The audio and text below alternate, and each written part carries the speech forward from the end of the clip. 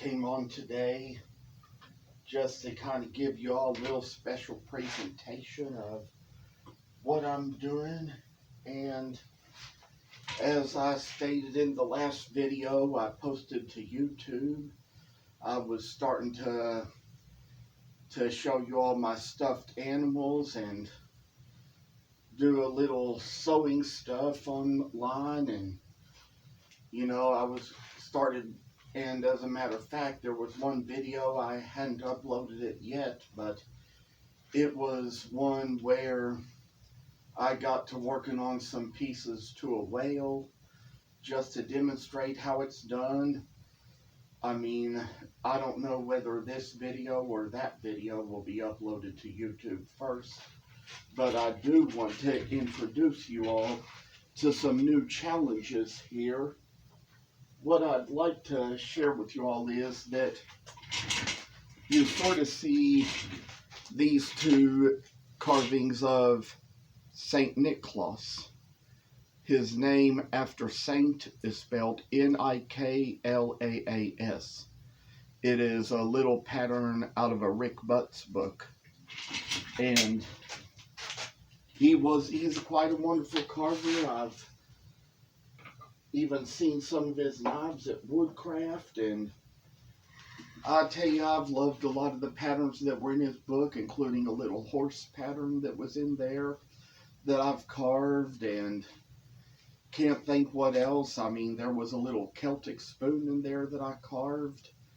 Probably just saw quite a few designs in there that I liked and tried to carve every one of them.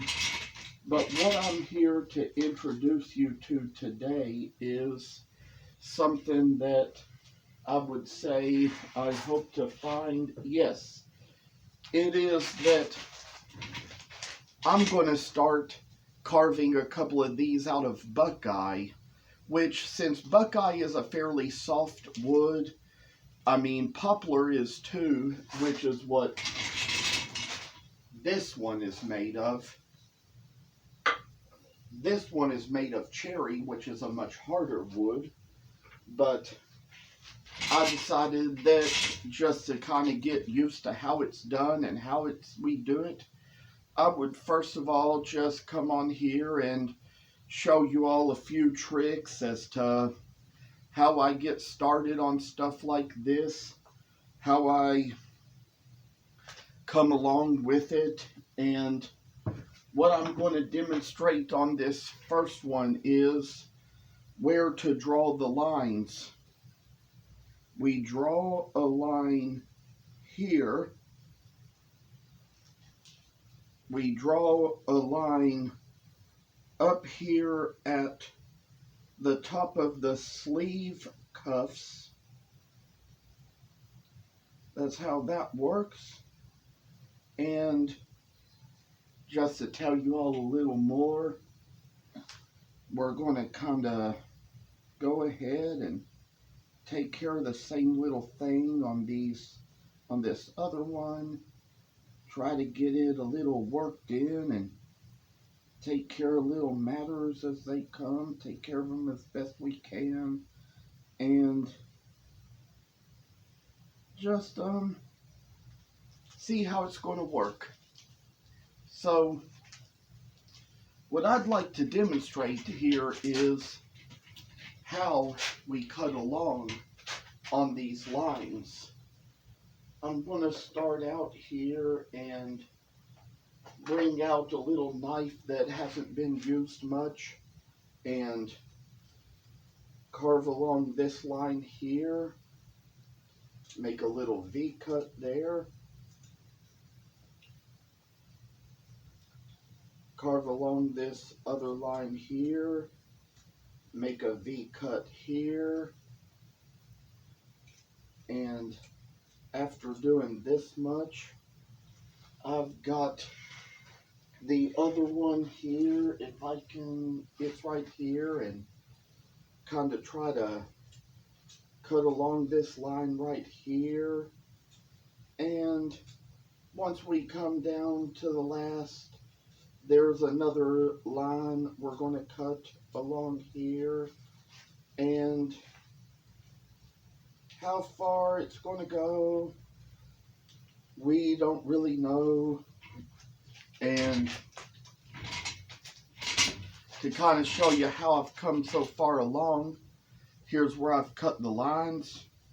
We're going to cut a little line in the back here along where the belt should be, and come along that line, come along with that, and make a good little cuts. I mean, even in this place, the line should be drawn first, but I didn't think that far today before I got started working on this video here. And as you will see, we're kind of taking a break from those other little Santas we've been working on before.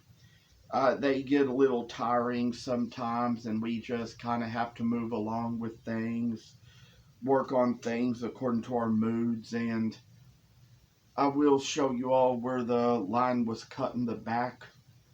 And what we do next is we sort of shave along the front right above where that line is, making out the top of the body and the place where the beard and the face should be. We come along with that, make a little work out of that, and what I'm kind of seeing here is that it might be a wise idea for me to get a knife that's a little bit wider. They even suggest in the books that you use gouges for some of this.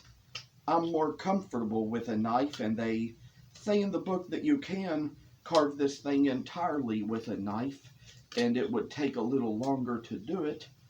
But I've also have at times used gouges when I've been carving alone, but I will say that just to start showing video demonstrations, I'd kind of be more comfortable starting it out with a knife here, just to kind of show how it's done, show how it comes along, show how I started out on these things, because that basically is the way I started out when it came to carving these particular Santa Clauses.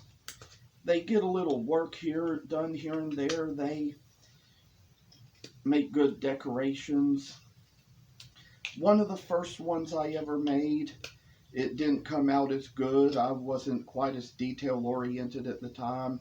Hadn't had much practice with it then, but it is one that my mama has up on her windowsill in the kitchen, and it's one that she keeps up year-round.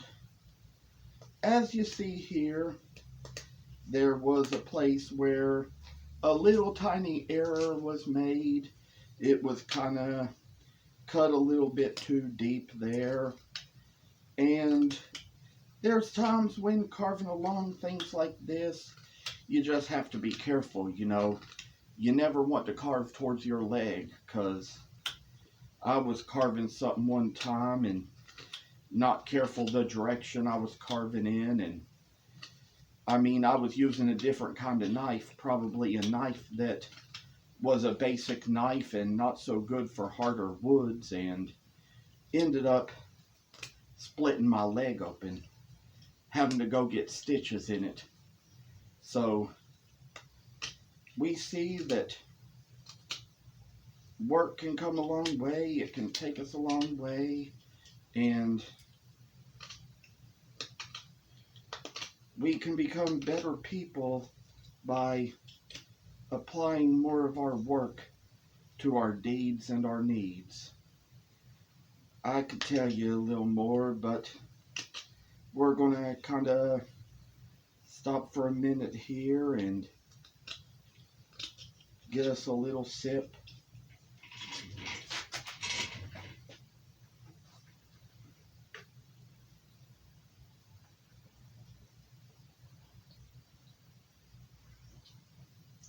Carving can be some hard work, so it's just, as I would say, best to keep some water around while you're doing it. As we come along here, let's see, we can kind of get a little further on this, make it go a little better.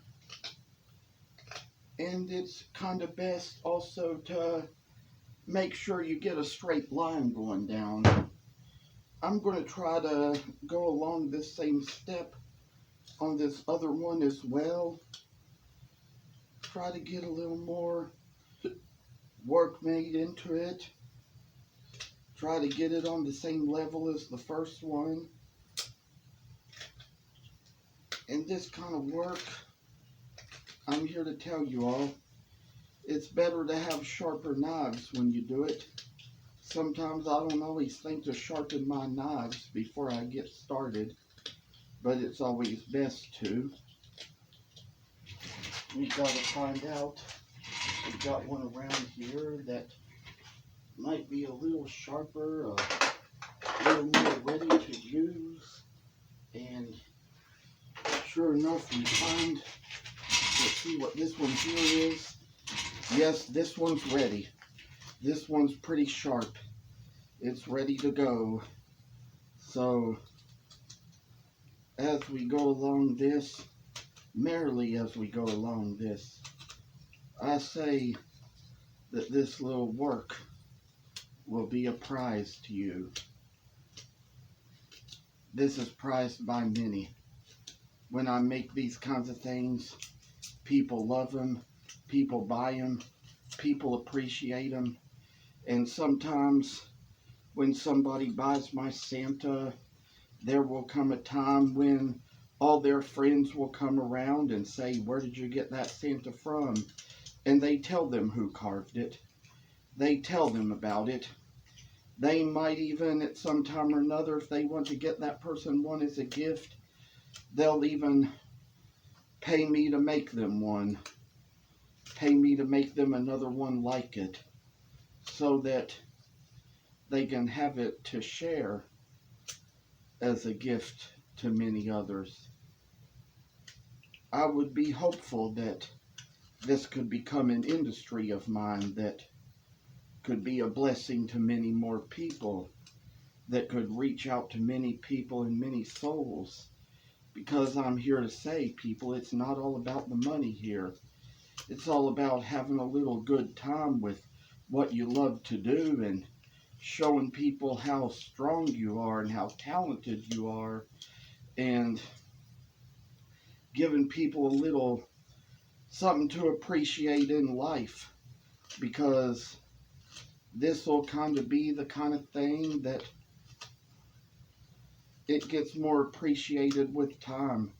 People love it more the longer it lasts and the older it gets. And there comes times when things like this, they age a little more and they become antique. It's just like how this goes. And what I'd like to say is that I will hope to perhaps have some more of these videos to show in the future of how these projects come along, because there's some things in life everybody needs, some things in life most people love. Everybody's interests change from one person to the next, and sometimes what might be best for you, what might work best for you, what you might love the most, or what a person might love the most if it comes from you, is perhaps a little bit of whatever they love to have, whatever interests them. Interests can be different from one of us to the next. Not all interest is the same. Some people ask me for a lot of sports stuff. Some people ask me for a lot of fantasy stuff. And the list goes on and on. Sometimes I can make things according to my ability and according to my power and according to what I know how to do. But there's going to be a little more work to come along the further I get into this industry, and have so much more to tell and so much more to share as it all moves forward with life. Because, I mean, life is unpredictable. Life is uncertain. You never know what's going to happen or what it's going to be. Like that old phrase goes, life is like a box of chocolates. You never know what you're going to get. I mean, just about everything that comes in a box of chocolates, there's nothing in it I'm allergic to, nothing in it I don't like. I like about all that comes in it, but sometimes what might be inside one piece of chocolate might be something that somebody doesn't like. And when life throws at you something you don't like, that's exactly what that's being used to illustrate.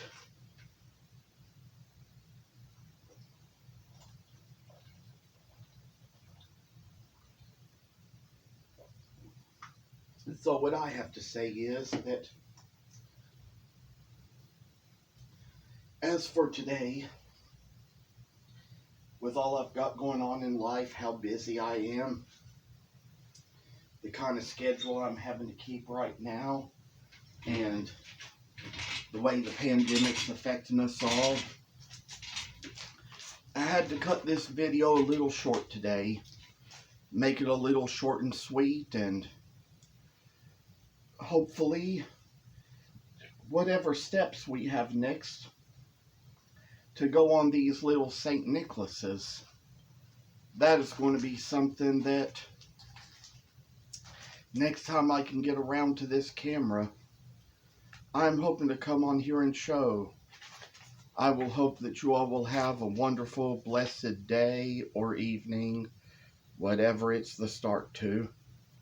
God bless you, and goodbye for now.